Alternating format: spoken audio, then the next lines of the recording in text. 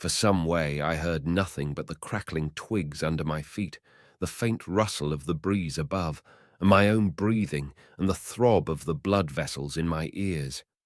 Then I seemed to know of a pattering behind me. I pushed on grimly. The pattering grew more distinct, and then I caught the same queer sound and voices I had heard in the underworld. There were evidently several of the Morlocks, and they were closing in upon me. Indeed, in another minute, I felt a tug at my coat, then something at my arm, and Weena shivered violently and became quite still. It was time for a match, but to get one I must put her down. I did so, and as I fumbled with my pocket, a struggle began in the darkness about my knees, perfectly silent on her part, and with the same peculiar cooing sounds from the Morlocks. Soft little hands, too, were creeping over my coat and back, touching even my neck. Then the match scratched and fizzed. I held it flaring and saw the white backs of the Morlocks in flight amid the trees. I hastily took a lump of camphor from my pocket and prepared to light it as soon as the match should wane. Then I looked at Weena. She was lying clutching my feet and quite motionless, with her face to the ground. With a sudden fright, I stooped to her. She seemed scarcely to breathe. I lit the block of camphor and flung it to the ground, and as it split and flared up and drove back the Morlocks and the shadows, I knelt down and lifted her.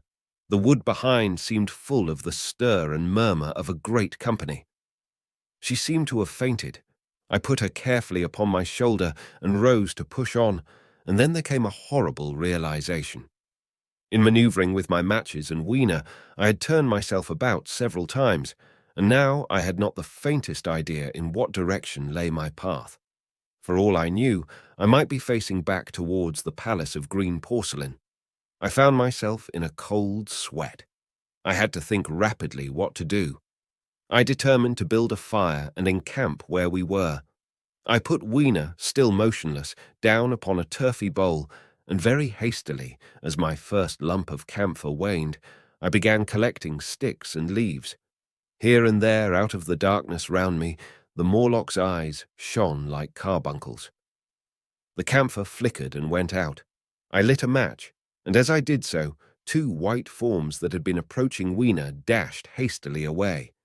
One was so blinded by the light that he came straight for me, and I felt his bones grind under the blow of my fist.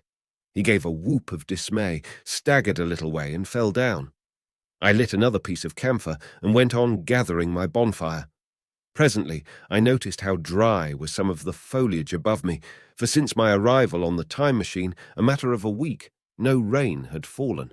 So instead of casting about among the trees for fallen twigs, I began leaping up and dragging down branches.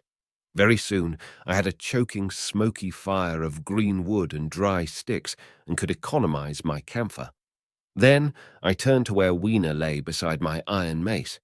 I tried what I could to revive her, but she lay like one dead. I could not even satisfy myself whether or not she breathed.